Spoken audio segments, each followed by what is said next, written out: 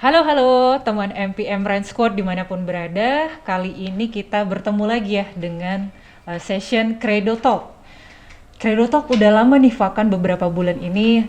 Kali ini sama saya Anita. Saya sendiri adalah new joiner di tim POD ya, tim POD MPM Rand Squad. Nah, masih relate dengan Credo quiz sebelumnya. Kita hari ini akan membahas salah satu value Credo kita, yaitu progressive thinking. Tema kita kali ini lebih spesifik mengenai beat procrastination and boost our productivity. Jadi gimana sih kira-kira kita bisa melawan kebiasaan kita yang suka menunda-nunda pekerjaan ini biar kita tetap terus produktif gitu ya. Nah, hari ini saya sudah ditemani salah satu leader kita yang luar biasa, ada Pak Rizky Aditya Imanda gitu ya Pak ya. Regional Sales Java and Special Project. Welcome Pak Rizky. Oke, thank you udah ngundang ya. Gimana kabarnya Pak Rizky? Alhamdulillah baik. Iya. Jadi Pak Rizky, sebelumnya teman-teman, kita open ya selama podcast ini berlangsung. Kalau misalnya teman-teman masih ada yang mau ditanyakan, silakan typing di kolom chat, nanti kita akan bahas ya. Jangan susah-susah. Not dari Pak Rizky, jangan susah-susah. Oke. Jadi Pak Rizky, kita hari ini kan mau sharing mengenai procrastination nih Pak. Yeah. Procrastination itu menunda-nunda pekerjaan. Pekerjaan yang sebenarnya procrastination ini hal yang enteng dan enak banget dilakuin Pak. Yeah. Sesimpel kayak misalnya pagi ini saya dan mungkin ratusan teman-teman MPM Rand yang bangunnya dengan alarm itu udah berapa kali snooze alarm. Ya, tunda dulu deh 10 menit lagi bisa nih kayaknya tidur gitu ya. 10 menit lagi deh bisa deh kayaknya tidur gitu. Tahu-tahu aja gitu. Plan bangun jam 5 jadi bangun jam 7, jam 8 gitu kan. Yeah. Sesimpel itu. Yang kita sadar nggak sadar gitu ya, melakukan bahkan jadi kebiasaan gitu. Nah, kalau dari seorang Pak Rizky sendiri nih, pernah nggak sih Pak ngalamin itu atau ya relate dengan tim Bapak di pekerjaan sehari-hari gitu, seperti apa Pak? Oke. Thank you ya. Mudah-mudahan saya bisa bisa menjawab dan bisa merefleksikan nih, teman-teman kan pasti juga udah ada yang kenal saya juga udah lama ya. Mudah-mudahan tuh merefleksikan atas jawaban saya yang akan saya berikan ini ya. Oke Pak. Oke. Ya. Nunda-nunda ya. Kalau nunda-nunda sih sebenarnya itu tergantung kita membuat suatu prioritas dari apapun itu ya. Kita bisa bikin prioritas atau suatu rencana kerja ya kan, planning atau apapun itu namanya ya. Untuk dalam setiap hal nih. Kalau setiap hari saya tuh selalu sebelum mau mulai itu sehari sebelumnya itu saya udah ngebayangin besok mau ngapain gitu. Itu biasanya di malam setelah pulang kerja ya kan, sebelum tidur itu saya udah mulai membayangkan besok itu saya mau ngapain gitu. Jadi sehingga nanti begitu kita bangun keesokan harinya kita udah nggak kayak orang bingung lagi. Gitu. Jadi sudah tahu yang mau dikerjain tuh apa aja gitu dalam keesokan harinya gitu, sehingga sudah tidak ada lagi kata-kata menunda-nunda itu ya kan. Nah, kadang itu kan kalau kita menunda-nunda itu sebenarnya diri kita tuh belum men-setting rencananya itu ya kan, sehingga jangankan lo mau melakukan sesuatu gitu ya, rencananya aja belum ada gitu kan. Jadi sehingga ketunda lagi seperti itu. Nah, terus konsep menunda-nunda itu juga balik lagi gimana kita bisa melihat itu sebagai suatu rencana kerja ya. Karena kalau ada juga penelitian ya gitu, konsep kita dalam melakukan sesuatu gitu, dalam bekerja, ternyata yang lebih produktif itu yang sprint, istirahat, repeat gitu ya. Oh, oke. Iya. Gimana tuh Pak maksudnya Pak? Sprint. Jadi let's say kita kebagi dalam beberapa tahap gitu ya dalam satu hari. Kita masuk jam 8:30 sampai jam 12, terus kita istirahat. sampai jam 1, terus jam 1 sampai jam setengah 6 kita kerja lagi kan. Kadang ada tuh yang dalam interval itu mereka mengalokasikan waktunya itu dipas-pasin dengan 4 jam atau 5 jam. Padahal kalau kita kerjakan dengan serius, itu mungkin setengah jam atau 1 jam tuh bisa selesai. Oh, oke. Gitu. Kalau kita Sprint, benar-benar kalau kita nuangin sprint gitu ya. waktu kita di situ Iya, sepenuhnya gitu. kalau kita sprint. Terus abis itu kita istirahat sejenak, ya kan, minum atau mungkin ice breaking, ngobrol-ngobrol sebentar dengan teman sejawat kita. Habis itu kita mulai lagi. Gitu. Buat saya itu sesuatu yang totally fine, ya, totally fine. Karena memang ada penelitiannya. Coba silahkan di googling. Lebih produktif itu kalau kita sprint, istirahat, repeat gitu. Dibanding kita maraton lari gitu kan.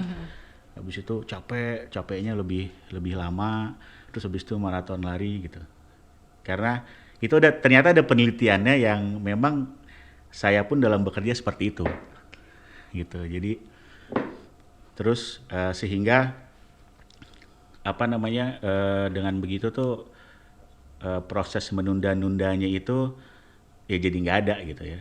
Jadi nggak ada. Itu yang menurut saya menunda-nunda itu tuh seperti itu adalah orang yang memang kadang kita memang tidak membuat suatu ancang-ancang ya atau persiapan sebelum kita melakukan eksekusi. Oke. Gitu. Jadi ya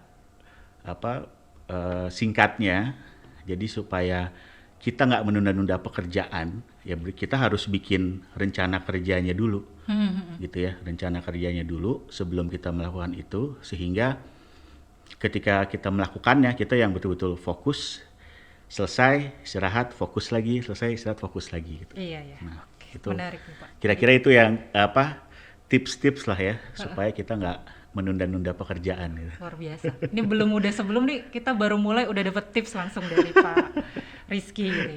Jadi mengenai sprint tadi Pak. Sprint tadi kan kita bisa dibilang kita 100% fokus gitu ya. Yeah. Kita benar-benar kerja saat itu, jadi kita jauhkan dari hal-hal yang sebenarnya mendistract kita gitu ya. Betul. Jadi yang misalnya kita kerjakan 4 jam sambil ngobrol, sambil buka handphone gitu ya. Yeah. Sebenarnya bisa kita spend waktu 1 jam aja. Yeah. Lalu kita siapkan waktu khusus buat kita istirahat gitu ya Pak. Yeah. Ya. Itu jauh lebih efektif ternyata. Jauh lebih efektif ya. Itu saya pikir itu menurut saya ya. Tapi ternyata penelitiannya pun juga berkata seperti itu. Oke. Menarik Pak. Nah, kalau ngomongin sekarang Pak, ketika salah satu penyebab kita melakukan procrastination itu ya karena kita emang nggak buat plan gitu ya. Iya. Lalu kalau misalnya kita bikin plan gitu kan Pak, kita akan nyusun prioritas gitu ya. Dari sekian banyak pekerjaan, yang mana duluan sih yang harus kita lakukan gitu ya. Yang mana sih yang harusnya bisa nih kita schedulekan, bahkan kita delegasikan ke orang lain gitu ya. Nah, kalau dari Bapak sendiri bisa nggak sih Pak diceritain kira-kira pertimbangan Pak Rizky untuk nyusun skala prioritas ini gimana Pak? Iya. Kalau di pekerjaan sebenarnya kita sudah sangat terbantu sekali ya dengan kita punya KPI yang jelas setiap tahun, ya kan. Terus di masing-masing KPI itu ada bobot bobot besaran bobotnya, ya ada yang 20%, 15% segala macam. Ya itu simple ya. Berarti kita akan mulai dengan bobot yang paling besar dulu di dalam KPI kita ya. Kalau kita bicara dalam pekerjaan, ya kalau sehingga dari bobot itu, kalau ada yang sudah pernah dengar pasti ya, mungkin istilahnya berbeda-beda tapi kurang lebih sama. Ada penting genting, ada penting tidak genting ya kan, ada genting tidak penting, ada yang tidak penting tidak genting. Betul.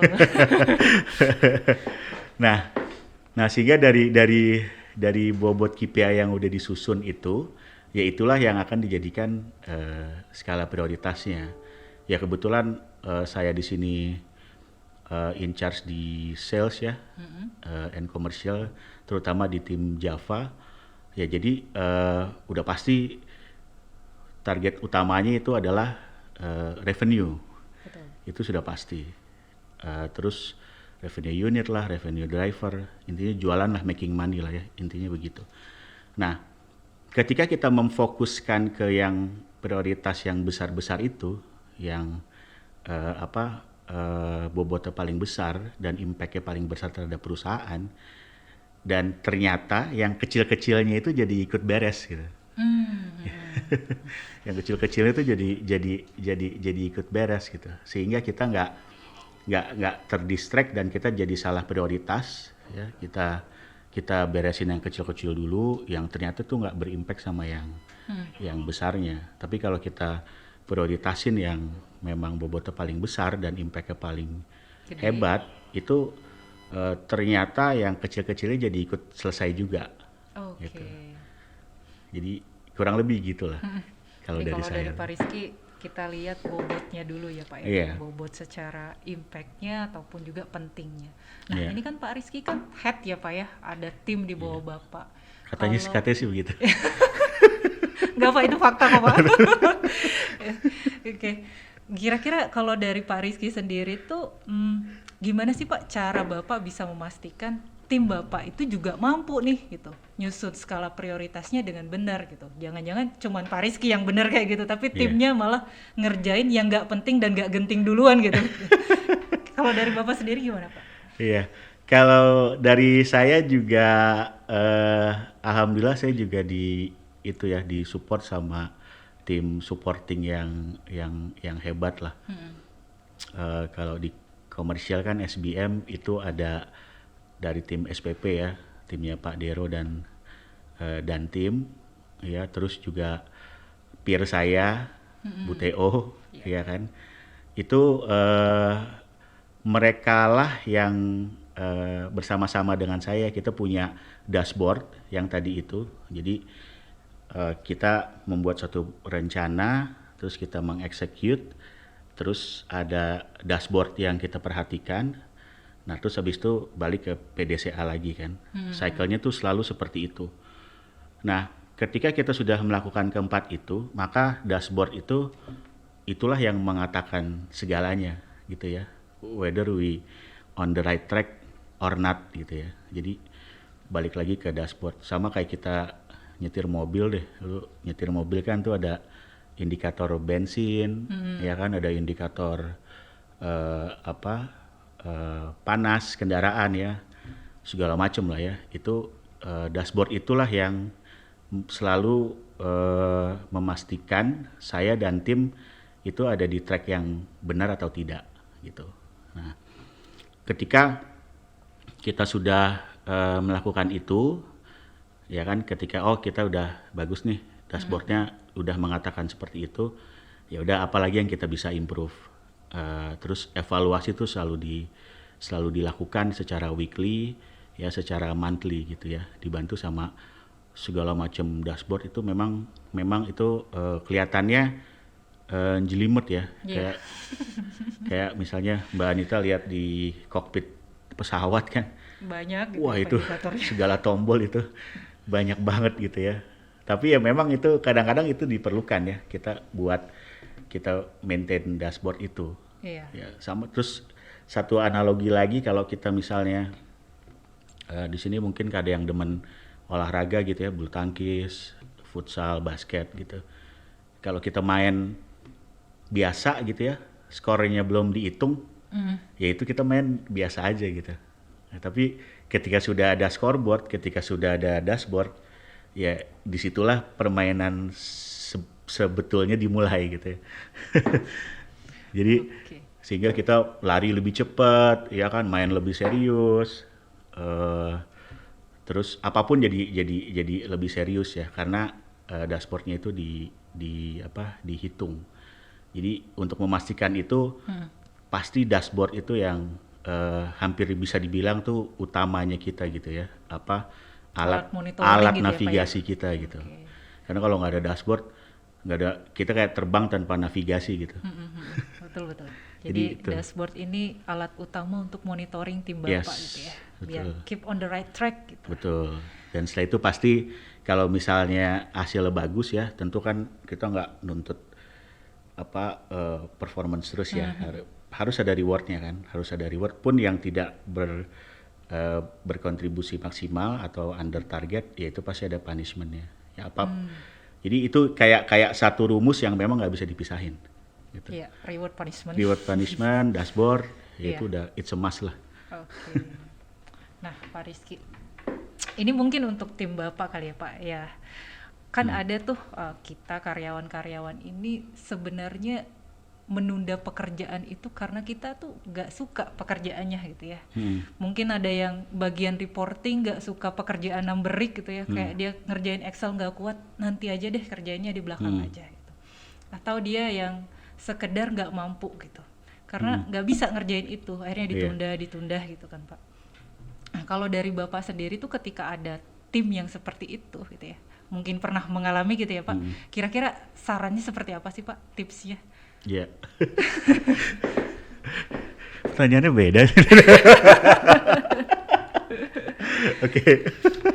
Nggak bercanda. Jadi memang itu kemampuan leader ya, kemampuan leader untuk mengidentifikasi timnya. Itu pasti terjadi. Nah kalau di saya juga, alhamdulillah saya punya banyak tools ya, dilengkapi dengan banyak tools, mulai dari sepengalaman saya bekerja ya. Jadi kita harus bisa melihat nih ada 4 kuadran lagi nih. Itu tim kita mana yang memang mampu mau, ya kan? Terus yang mampu tidak mau, terus mampu mau, mampu tidak mau, tidak mampu mau, tidak mampu tidak mau, ya kan? Nah, ini kita mengklasifikasikan tim kita tuh, at least saya itu mengklasifikasikan tim saya tuh di 4 kategori itu ya, 4 kategori itu. Kalau dia tidak mampu, tidak mau, berarti ini tim kita nih ada masalah dari sisi teknikal dan motivasinya, ya kan? Teknikal dan motivasinya. Nah, kalau di good cop-nya, good cop-nya ya pasti kita akan selalu ini ya, harus selalu punya keyakinan bahwa semuanya bisa jadi lebih baik gitu ya. Kalau kita menghadapi ke karyawan yang tidak mampu, tidak mau ini, ya berarti dia ada masalah di technical dan juga di motivasinya. Betul. Ya, means coaching and counseling, ya kan? Kita coaching secara teknis pekerjaannya dan counseling motivasinya. Ya, kita mulai bicara deh tuh, hati ke hati, ya kan? Performance kamu begini terus nih, ya kan? Apa sih gitu kendala dan segala macam, and then kita pikirkan cara keluarnya seperti apa. Apakah kamu nggak cocok atau memang mau pindah divisi dan lain-lain ya. Jadi segala macam kemungkinan itu kita sampaikan ya, kita sampaikan. Nah terus ada lagi yang mau tidak mampu. Oke, motivasinya ada. Iya, motivasinya ada, tapi technical skillnya yang kurang. Nah ini yang paling mudah, lebih mudah diberikan pembinaan, ya dia mau tapi tidak mampu, ya kita coaching, ya kan kita bekali mereka dengan kemampuan technical skill. Nah terus ke yang ketiga itu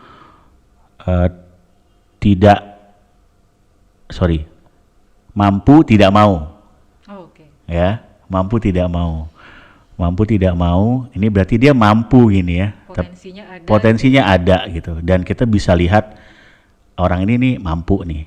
Tim kita ini mampu, anak ini mampu. Tapi dia seperti orang ogah-ogahan, gitu ya. Seperti orang ogah-ogahan. Nah ini fungsi leadernya lagi untuk melakukan counseling, bukan coaching ya. Kalau coaching kan ke technical, ini counseling lebih ke motivational areanya. Nah, habis itu kita bikinlah langkah-langkah apa nih yang bisa bikin dia memotivasi lagi. Apakah ternyata ternyata dia nggak suka nih sama peernya, atau dia nggak suka sama anggota timnya yang lain gitu segala macam. Nah, kita berusaha memediasi itu. Nah, terus yang terakhir ini yang semuanya kita inginkan ya, tim kita ini mampu dan mau, gitu ya. Dia mampu, dia punya segala technical skillnya, dan dia mau punya kemauan keras gitu. Jadi kita kasih challenge A, kita kasih kita kasih target 10, berhasil. Kita naikin targetnya 15, berhasil gitu. Jadi setiap challenge yang kita berikan tuh si orang ini selalu berhasil gitu ya. Nah, berarti ya kita harus mengapresiasi dia. Ya, kita harus mengapresiasi Bahkan dia. Bahkan yang sudah bagus pun tetap butuh treatment ya, Pak. Betul, butuh treatment. Karena kalau misalnya dia yang mampu dan mau ini kadang-kadang yang agak tricky dan ya dalam tanda kutip ini dia laku di pasaran. Iya kan? Jadi harus di-maintain. Iya, ya ini yang kita harus apresiasi tim kita yang memang dia mampu dan mau dan udah membuktikan dari waktu ke waktu gitu. Kita apresiasi gitu ya. Ya, apresiasi bisa macam-macam ya. Even sekedar a tap in your shoulder gitu ya, bilang hey thank you ya, great job, itu udah suatu apresiasi. Dan kadang kadang cuma itu yang dibutuhin gitu ya. Thank you, lo udah melakukan kerja yang baik gitu ya. Recognition, diapresiasi oleh perusahaan, ya kan, dalam bentuk apa, insentif, bonus atau segala macam. Bahkan dari si leadernya sendiri ya, yang memberikan apresiasi personal kepada si tim kita yang memang mampu dan mau itu. Gitu. Luar biasa. Kira-kira gitu. Ini kalau view dari leader ketemu timnya yang kira-kira dia suka nunda pekerjaan gara-gara dia entah dia nggak mampu, entah dia nggak mau gitu ya Pak. Iya, jadi kita lihat ini buat saya ya, mudah-mudahan bisa jadi ini juga ya, dikenalin dulu di 4 kuadran itu ya, mampu mau, tidak mampu mau, terus mampu tidak mau, tidak mampu tidak mau. Iya. Nah, jadi kita harus melihat si tim kita itu tuh ada di kuadran mana. Baru gitu. Dengan treatment yang berbeda-beda, betul. Oke Pak, sekarang kalau saya balikin nanya ya Pak ya. Kalau Bapak ngalamin yang kayak gitu Pak, mungkin pernah ya Pak, ada pekerjaan Bapak tuh, aduh nggak bisa nih saya gitu ya, saya nggak suka nih kerjaan yang kayak gini gitu. Gimana cara Bapak biar bisa ngadepin itu tanpa harus ditunda gitu Pak? Oke, kalau tentunya kalau misalnya kita diberi suatu pekerjaan gitu ya, even itu di luar job desk atau KPI kita, kita harus melihat itu sebagai bentuk apresiasi dari atasan atau dari manajemen bahwa kita dipercaya untuk itu, gitu ya. That's the first thing ya, that's the first thing yang harus ditanamkan di mindset kita seperti itu. Terus dan tentunya dari atasan atau dari manajemen melihatnya itu kan dia nggak akan sembarangan gitu ya ngasih tugas yang memang itu orang tidak mampu gitu. Itu dulu tuh semangatnya tuh harus seperti itu dulu. Positif dulu gitu. Iya, semangatnya harus seperti itu dulu gitu. Karena kalau misalnya ada atasan kita yang memberikan tugas yang memang ini orang nggak pernah punya pengalaman di bidang itu, dia nggak ada leadershipnya, dia nggak ada sourcesnya, sumber dayanya segala macam, ya berarti itu yang salah atasannya. Lu memberikan tugas yang tidak seharusnya gitu ya kepada random orang tersebut gitu, random gitu tiba-tiba. Ya jadi ketika kita diberikan suatu tugas itu kita harus menangkapnya, positive thinking itu harus seperti itu dulu ya. Oke, gue dipercaya, gue dianggap mampu oleh atasan gue atau manajemen. Oke. Dan tapi kalau memang misalnya ada yang terlalu gimana gitu ya, yang terlalu aneh gitu, let's say misalnya orang legal gitu, terus tiba-tiba ditugasin jadi finance, itu kan agak nggak nyambung gitu ya, Jauh ya. jauh banget gitu, jauh banget. Nah, tapi kalau memang kita berada, alhamdulillah saya nggak pernah seperti itu ya, alhamdulillah saya nggak pernah seperti itu, karena atasan-atasan saya memang atasan yang baik dan bijak semua gitu ya, dan udah merecognize kemampuan saya lah, kelebihan dan kekurangan saya di mana. Tapi kalau ada yang seperti itu, ya berarti kita harus komunikasi ya dengan atasan kita yang memberikan tugas kita seperti itu. In a good way ya. Pak, Bapak yakin saya dikasih tugas ini, latar belakang apa, pengalaman apa, latar belakang pendidikan saya apa yang bisa membuat saya diberi tugas yang jauh banget dari field saya gitu ya. Itu tentu harus dikomunikasikan ya, komunikasikan sebelumnya. Kalaupun memang seperti itu, ya kita tetap akan dijalanin ya. Kita akan coba semaksimal mungkin. Kita akan gathering semua informasi yang akan berguna untuk pekerjaan itu. Dan setelah itu ya kita melakukan, ya kita do that job gitu ya. Mungkin sifatnya akan jadi trial and error. Ya, kalau misalnya kita ditempatin di suatu posisi yang memang bukan keahlian kita gitu ya, atau kita nggak punya sumber daya apapun yang bisa possible kita bisa menyelesaikan pekerjaan itu ya. Kalaupun itu dipaksakan, itu pasti akan terjadi trial and error ya, akan kebentur tembok, balik lagi, itu segala macam. Nah ini sekarang tinggal kita mau bagaimana ya, kita melihat itu suatu opportunity cost yang terbuang gitu. Jadi kalau memang seperti itu sih, alhamdulillah, kalau balik lagi ke pertanyaan, kalau saya seperti itu, alhamdulillah saya nggak pernah dikasih tugas yang jauh banget gitu ya dari keahlian atau kemampuan saya, walaupun bisa-bisa aja mungkin ya, tapi itu akan makan waktu yang lama dan prosesnya itu akan very very very painful. Ya itu prediksi saya itu yang akan terjadi akan seperti itu. Gitu. Ya, if that's so ya kita harus komunikasi ya ke atasan. Kalau bisa gitu ya. Iya. Kalau tetap gak bisa ya udah kita jalan ya. Ya mungkin kalau dari Pak Rizky sejauh ini oke semua ya Pak. Iya. Jadi no procrastination sejauh ini. Gua hadapin semua. Mungkin teman-teman kalau yang hadapin hal yang seperti ini, tipsnya dari Pak Rizky tadi, identifikasi dulu sih informasi apa yang bisa membantu kita mempersiapkan itu. Betul. Ya. Semuanya disiapkan, dibikin action plan-nya, terus harus berani, nggak apa-apa salah, trial dan error Itu pasti gitu ya, pasti akan terjadi gitu. Dan ketika kita terbentur ya atau menghadapi suatu rintangan, ya itulah eskalasi ke atasan ya, Pak, begini Bu, begini ya, saya harus bagaimana gitu ya. Kalau misalnya bingung, jangan pernah langsung mengambil tindakan tanpa berkonsultasi dengan atasan dulu. Nah, itu yang penting ya, dan itu setiap hari itu pasti akan kita hadapi tuh yang kayak gitu-gitu tuh. Jadi jangan segan juga minta bimbingan Betul, atasan, arahannya seperti apa. Bagus Pak, mantap. Jadi ini juga relate nih dengan saya, jadi mending kita pelajari dulu, kita tanya atasan saya, misalnya atasan kita, kira-kira untuk mengerjakan ini tuh biar mateng dan berani itu harus seperti apa. Betul, Dan kita jadi nggak harus ditunda nanti atau iya, sampai karena dikerjain bingung gitu ya Pak ya, karena bingung, karena takut salah gitu. Oke Pak, teman-teman boleh ya kalau ada yang mau ditanyakan, kita open terus untuk di kolom chatnya, silakan typing, nanti kita bahas bersama Pak Rizky. Pak Rizky banyak ilmunya nih, jadi bisa kita gali-gali terus gitu. Betul. Oke. Pak Rizky, kalau kita ngomongin menunda pekerjaan itu, yang jelas dampaknya nih Pak ya, yang pasti kita rasakan itu, ya akan ada pekerjaan yang menumpuk nanti gitu ya Pak ya.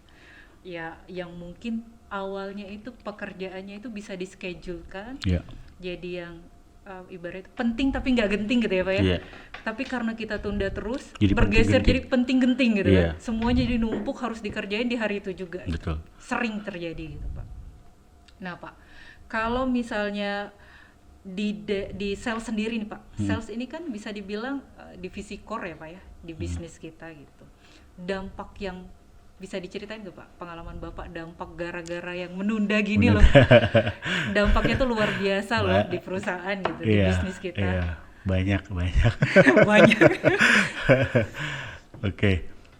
Pertama dari sisi sales dulu ya, sales dulu. Kadang tuh kita yang paling sering itu kita menunda delivery. Jadi misalnya nih kadang-kadang anak sales tuh suka nyisain delivery, apalagi kalau misalnya bulan ini target gue udah nyampe ya kan, masih ada sisa delivery nih, bulan depan aja deh kayak gitu. Itu strategi atau? Iya, itu strategi sebenarnya. Ngaku aja saya waktu jadi sales juga begitu. Jadi biar target bulanan achieve terus dibagi rata. Gitu. Ya tapi akhirnya itu kita realize ya itu tidak baik gitu ya, tidak baik karena itu kan ketika kita menunda-nunda itu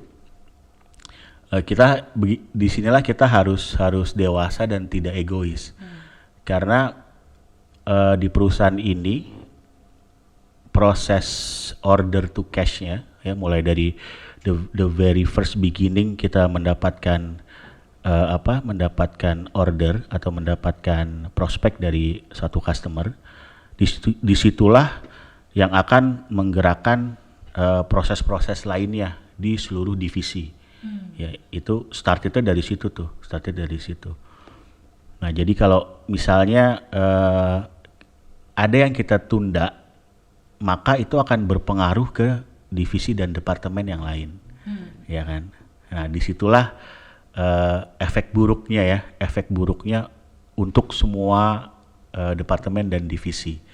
Ya di situ kita memang harus menyadari bahwa kita ini adalah satu kesatuan ya yang tidak terpisahkan ya, sehingga ada satu proses yang tidak berjalan sebagaimana mestinya, itu akan mempengaruhi proses-proses lainnya di departemen dan divisi yang lainnya. Efek domino dan ya kita udah mengalami itu terlalu sering. Too many time before kita mengalami hal tersebut dan itu nggak enak gitu. Prosesnya akan jadi painful ya, akan jadi ada satu ekses atau dampak yang akhirnya bikin repot kita semua, dan itu akan mengkonsum waktu yang lebih banyak lagi ya kan, akibat kita menunda-nunda pekerjaan yang mungkin hanya 1-2 hari gitu. Jadi kita menunda-nunda pekerjaan 1-2 hari menimbulkan proses yang nggak berjalan dengan lancar. Efeknya sampahnya dalam tanda kutip itu yang kita harus beresin, yang makan waktu tuh bisa jauh lebih lama dibanding kalau kita nggak gitu ya? Iya, kalau kita nggak menunda-nunda itu gitu. Nah itu adalah semangat yang kami coba selalu briefing ya ke teman-teman terutama di SBM ya, untuk supaya kita nggak menunda-nunda lagi gitu ya, karena itu efeknya akan kayak gitu tadi, akan panjang ke departemen lain gitu ya. Dulu itu pernah kita lakukan, tapi sampai sekarang kita udah jangan lagi melakukan hal-hal seperti itu ya. Itu juga pastikan di departemen lain dia juga punya lead time, punya segala macam ya. Ya mudah-mudahan juga dari kita semua itu juga bisa menyadari itu ya. Termasuk saya sering dengar ada misalnya lead time-nya 3 hari gitu ya, tapi sebenarnya setengah jam atau setengah hari itu bisa selesai ya kan. Terus ada jawaban atau ada tanggapan, kan SLA-nya 3 hari gitu. Itu betul-betul menunda-nunda yang paling parah. Jadi patokannya SLA ya, Pak? SLA. Padahal bisa dikerjain 30 Jadi menit itu gitu. menunda-nunda bersembunyi di balik SOP. Itu suatu bentuk penunda-nundaan yang menurut saya juga itu ya. Secara SOP mungkin benar, tapi it's not right ya secara secara pekerjaan. Nah, jadi semua divisi dan semua departemen yaitu ada celah-celah yang sehingga bisa menunda-nunda dalam tanda kutip ya. Itulah yang harus kita hindari. Semangatnya semuanya untuk perusahaan dan untuk customer lah, intinya gitu. Mungkin kalau di sales juga bisa potensial salesnya itu bisa loss juga ya Pak ya? Banget Ya Pak. Jadi ngaruhnya sampai ke rupiah nih ya, sampai ke profit perusahaan gitu ya. Makanya itu yang tadi saya bilang ya, menunda-nunda itu jangan kita anggap enteng. Itu pengaruhnya kalau kita mau hitung dan quantify itu luar biasa. Efeknya. Bisa sampai ke rupiah juga. Oke teman-teman, berarti jangan berpikir ini ketika menunda pekerjaan itu nggak berefek ke tempat lain ya, pasti berefek ke unit-unit lain, baik itu departemen lain maupun divisi lain gitu. Teman-teman masih belum ada yang mau bertanya? Nah, saya mau ngangkat case ketika nih Pak, misalnya saya sudah menyusun skala prioritas gitu ya, tapi saya udah tahu nih yang mana yang mau saya kerjain duluan di jam segini, di hari ini gitu ya. Tiba-tiba ada intervensi gitu dari atasannya, saya bisa dibilang tahu bulat lah gitu ya, atau dari departemen lain yang akhirnya to-do list saya ini kacau gitu. Ya. Sering dialami di kota-kota besar itu. Sering dialami ya, tiba-tiba tahu bulat ini. Yang mau saya tanyain sebenarnya dari dua hal ya Pak ya. Pertama kalau dari sisi leader ya Pak, mungkin pengalaman Bapak sih, kenapa sih tahu bulat ini sering terjadi gitu ya? Mungkin untuk saya gitu ya, mungkin yang sebagai teman-teman lain juga yang sebagai tim itu ngerasa aduh kenapa sih ada tahu bulat kayak gini, kan lu bisa info gitu ya. Nah tapi kita kadang itu nggak dapat urgensi yang sama, tidak merasakan urgensi yang sama dengan leader kita gitu. Jadinya akhirnya kesel gitu bawaannya gitu. Nah yang pertama saya mau tanya ini tuh, kenapa sih Pak biasanya terjadi itu? Lalu kedua, kalau misalnya itu terjadi, itu sebaiknya itu kita nyikapinya gimana? Oke. Pertanyaannya ini agak ini ya. Karena saya juga suka begitu. Gak bisa dipungkiri sih Pak, emang sering terjadi. Sering terjadi di kota-kota besar ya. Gitu. Oke. Kadang ada istilah pekerjaan ad hoc tapi rutin gitu ya. Ad hoc tapi rutin. Oke. Ya itu memang tapi kadang memang kita nggak bisa menampik itu ya. Kadang tuh prioritas tahun ini itu bisa jadi beda dengan tahun depan, ya kan?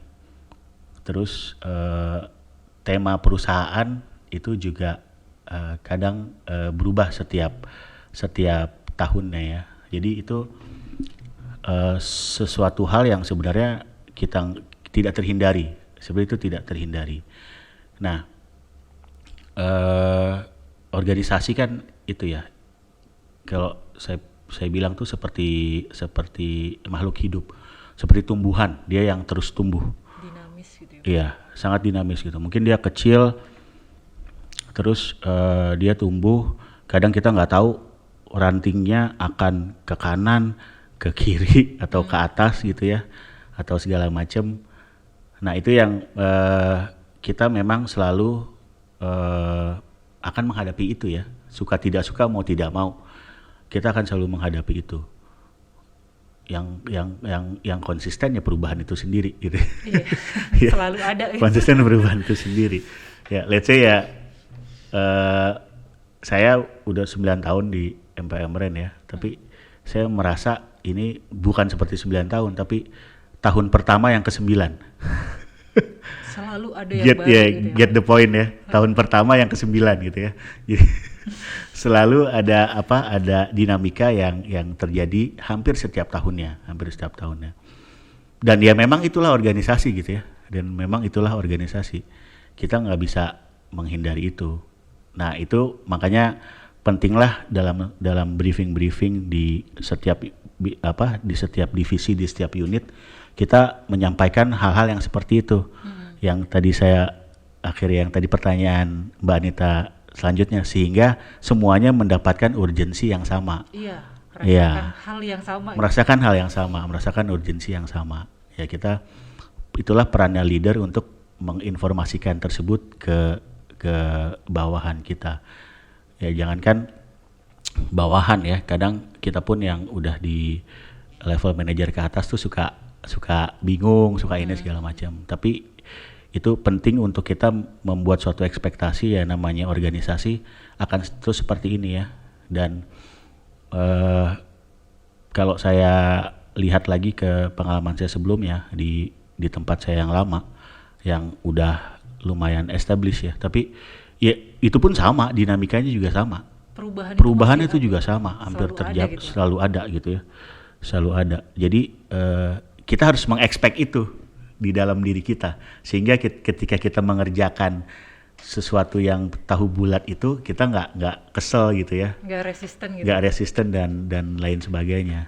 Dan itulah yang pentingnya kita menginformasikan hal tersebut ke tim kita supaya kita punya frekuensi yang sama. Of course, ketika kita sudah mendapatkan frekuensi yang sama, pastikan dari timetable atau to-do list yang sudah kita rancang itu akan jadi kacau kan ya. Ya mau nggak mau ya kita harus meng-extend jam kerja kita jadi lebih banyak juga untuk menyelesaikan hal-hal yang dadakan tadi itu. Jadi sebenarnya itu tahu bulat itu bukan jadi alasan kita menunda yang lain ya Pak ya. Iya.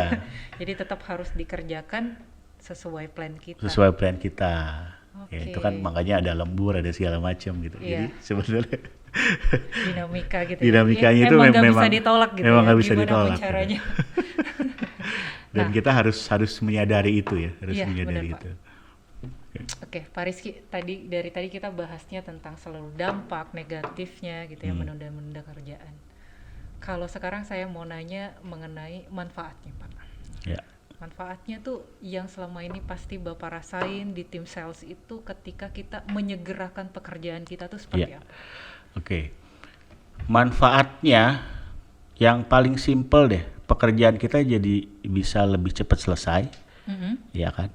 And then kita masih ada beberapa space atau waktu lebih untuk kita lebih refresh. Ya. Yang tadi waktu istirahatnya ada lagi gitu ya. Waktu istirahatnya ada. Itu yang paling ini ya. And then akan jadi less stress, ya kan? Less stress means punya waktu istirahat yang cukup. Terus punya waktu tidur yang cukup, dan keesokan harinya kita juga lebih fresh lagi. Ya. Itu yang paling simple gitu ya, yang bisa kita rasakan manfaatnya. Terkait waktu ya, tentu manfaat utamanya tuh kelebihan waktu yang akhirnya kita bisa nikmati. Either lo mau istirahat, either lo mau belajar lagi, ya kan? Atau ya simple, cewek-cewek demen nonton drama Korea, lo bisa ada waktu untuk nonton itu, ya kan? It's okay kan, pekerjaan lo udah selesai gitu ya, pekerjaan lo udah selesai. Dan sekarang kan mungkin kita nggak sekaku organisasi di zaman dahulu kala ya. Ya jadi kita lebih sekarang tuh flexibility-nya udah ada, saya rasain ya, flexibility-nya udah ada, dan ternyata di 2-3 tahun terakhir ini malah performance perusahaan kita malah lagi bagus-bagusnya gitu ya. Gitu. Jadi manfaatnya seperti itu dengan kita nggak menunda-nunda pekerjaan. Ada extra time untuk dan malah kadang kalau misalnya kita datang lebih pagi gitu ya, kebetulan sorry bukannya sombong, Saya termasuk yang selalu datang paling pagi Oh ya, kantor jam morning person ya Pak? ya 7:30, jam 8 kurang saya udah sampai. Dan saya nggak sungkan atau nggak hitung-hitungannya dalam tanda kutip untuk segera mulai bekerja gitu, segera mulai bekerja, dan ternyata itu lebih fresh, lebih fokus, pekerjaan kita jadi lebih cepat selesai gitu. Jadi bukannya kita yang ibaratnya bukannya kita yang ditungguin kerjaan, kita yang nungguin kerjaan gitu. Gitu. Kita yang nungguin kerjaan. Kita yang nungguin kerjaan gitu. Apalagi nih. Jadi gue udah dapat sedikit edge di depan untuk mengantisipasi itu. Gitu. Ya kira-kira itu dari saya tuh manfaatnya. Ini good habit banget Pak. Kalau misalnya saya tuh masih jauh dari situ, mungkin masih yang bagian-bagian karyawan yang suka telat gitu ya. Tapi pengen ke arah sana, gimana ya Pak menurut Bapak gitu? Karena kan ini akan sudah menjadi kebiasaan bertahun-tahun gitu ya Pak. Dengan hal-hal sepele, ya sesimpel telat lah Pak ya, telat. Yang karena perusahaan memberi kita flexibility gitu ya untuk ya nggak apa-apa lu telat, yang penting kerjaan lu kelar gitu ya. Tapi itu akhirnya menjadi kayak jadi disalahgunakan. Berasa privilege gitu kan. Berasa privilege untuk kita untuk ya nggak apa-apa deh telat gitu. Kan nggak ada teguran juga gitu. Nah, untuk melawan kebiasaan-kebiasaan dan stigma akhirnya jadi melenceng kan gini Pak. Iya. Gimana ya? Kalau menurut saya ya, semua orang tuh harus punya bahan atau sesuatu untuk dijadikan buat pengendalian diri kita gitu. Pengendalian diri kita. Terus gak mungkin juga kan ya kita ditegur terus sama atasan, ya kan, sekali dua kali terus gak berubah gitu. Ya harusnya kan timbul rasa malu ya. Harusnya ya. Harusnya timbul rasa malu gitu. Apalagi kalau misalnya ya sebagai leader kita juga harus walk the talk juga ya. Kita kasih tahu tim jangan telat, ya kitanya juga jangan telat. Kita ngasih tahu tim jangan ini, ya kitanya juga jangan melakukan hal negatif yang seperti itu, karena ya itu monkey see monkey do gitu ya. itu dulu tuh di si leadernya itu dulu. Tapi ya buat kita ya tentunya harus punya pengendalian diri sendiri, apakah itu rasa malu atau apa gitu. Karena kalau nggak dimulai dari diri sendiri tuh agak sulit ya, agak sulit. Apalagi kita kan sekarang dalam satu organisasi yang perusahaan gitu ya. Ini orang dewasa semua yang ada di sini gitu ya. Jadi jangan sampai hal-hal yang paling simple aja kita memanage diri kita sendiri aja nggak bisa gitu ya. Terus bagaimana kita memanage pekerjaan yang diberikan tanggung jawab oleh perusahaan itu. Nah, jadi lebih ke sana. Dan ini kalau saya tuh ngelihatnya ketika kita telat atau apapun menunda pekerjaan, itu kan sesuatu hal yang negatif gitu ya, hal yang negatif. Nah, kita melihat diri kita tuh sebagai sebuah atau seorang representasi gitu. Jadi saya ini merepresentasikan ajaran orang tua saya, ya kan? Saya ini merepresentasikan ajaran sekolah saya, ya kan? Saya ini merepresentasikan anak saya, ya kan? Jadi kita menghayal aja gitu ya. Bayangin kalau misalnya orang tua kita, guru-guru kita yang mendidik kita gitu ya, terus anak kita, istri kita gitu atau pasangan kita melihat kita melakukan sesuatu yang tidak baik lah. Nah, sehingga hal itulah yang merefleksikan diri kita untuk akhirnya jadi bekerja sebaik-baiknya lagi gitu. Nah, jadi itu mungkin itu mungkin saya ya, itu mungkin saya, tapi supaya tetap membumi gitu ya, tetap jaga performance, Iya. tetap jaga ini gitu. Itu tips saya sih. Tapi memang setiap orang tuh harus punya itunya sendiri gitu ya, Batasannya sendiri. batasan sendiri gitu, pengendalian dirinya sendiri. Ya gitu. Mudah-mudahan dari diri orangnya, terus dari si atasannya ya bisa bikin timnya yang mempunyai kondisi kerja yang baik. Itu pun lambat laun itu juga akan berpengaruh ke timnya juga. Mungkin yang kurang perform jadi akan kebawa jadi lebih bagus. Mungkin dia akan merasa malu sendiri, wah bos gue udah datang pagi, tim gue juga udah 8:30 dia udah job ready segala macam, sedangkan gue masih nyisir, masih ini segala macam ya, masih tergopoh-gopoh dengan terlambat. Terus udah gitu kerjanya juga masih suka nunda-nunda gitu. Nah jadi ketika kita sudah bisa membuat satu lingkungan di tim itu bekerja dengan baik, itu menurut saya pasti ya sedikit banyak tuh juga akan membawa satu atau dua orang yang ketinggalan untuk dia bisa keep up sama teman-temannya itu. Ya kira-kira gitu. Nih tipsnya benar-benar bisa diimplementasikan loh teman-teman. Jadi nggak harus nunggu ditegur orang, nggak harus nunggu ditegur atasan atau teman gitu ya.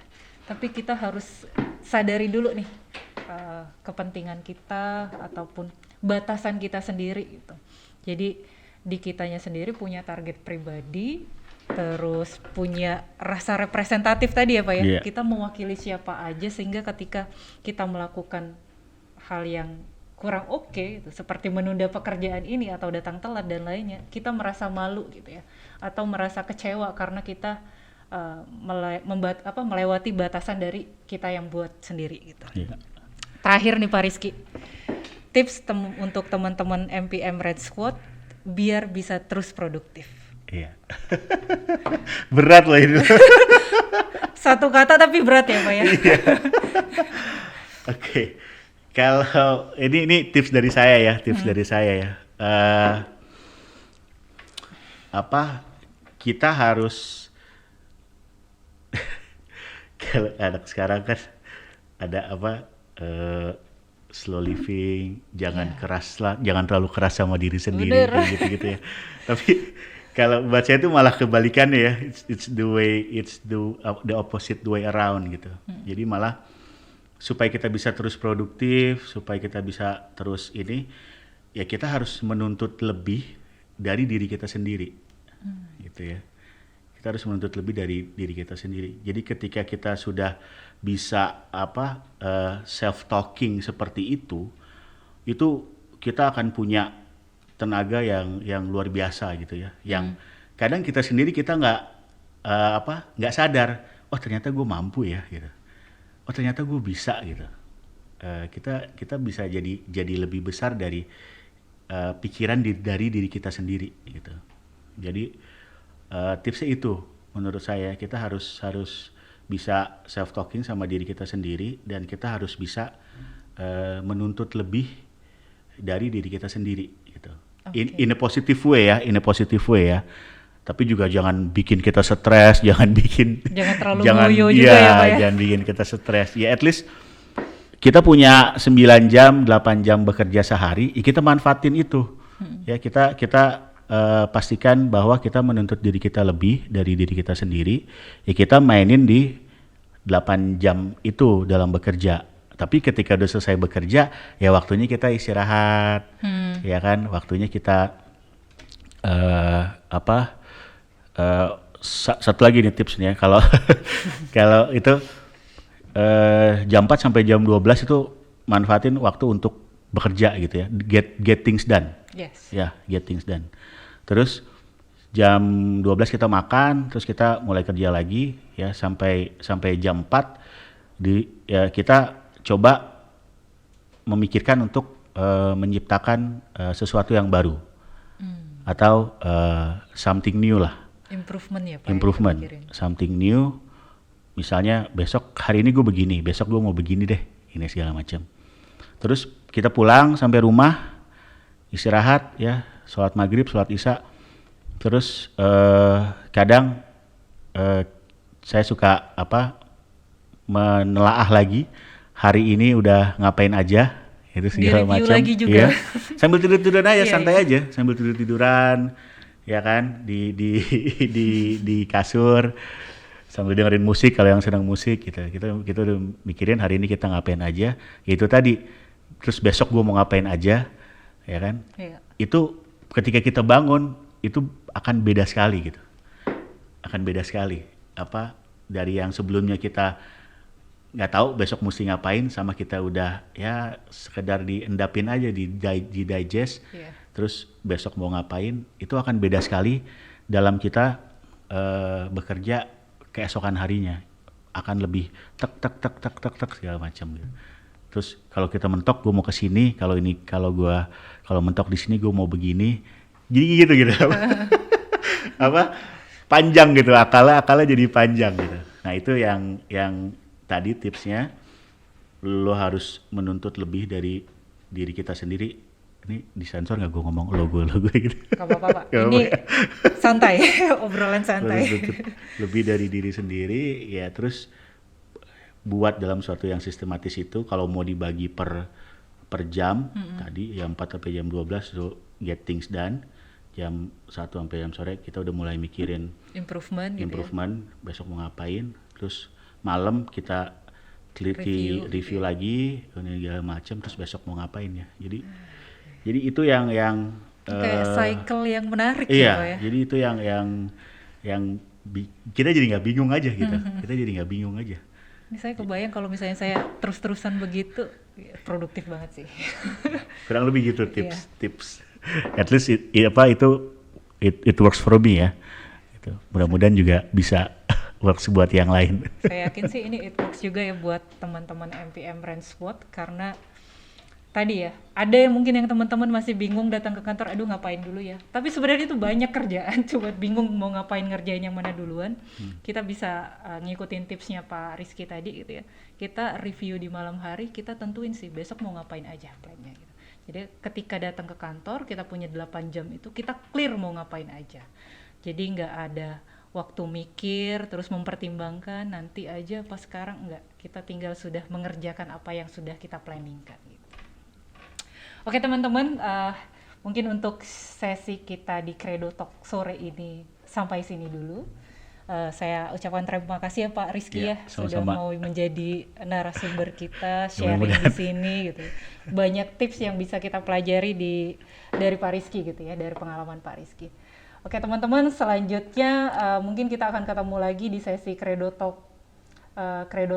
bulan selanjutnya. Nantikan terus dan see you.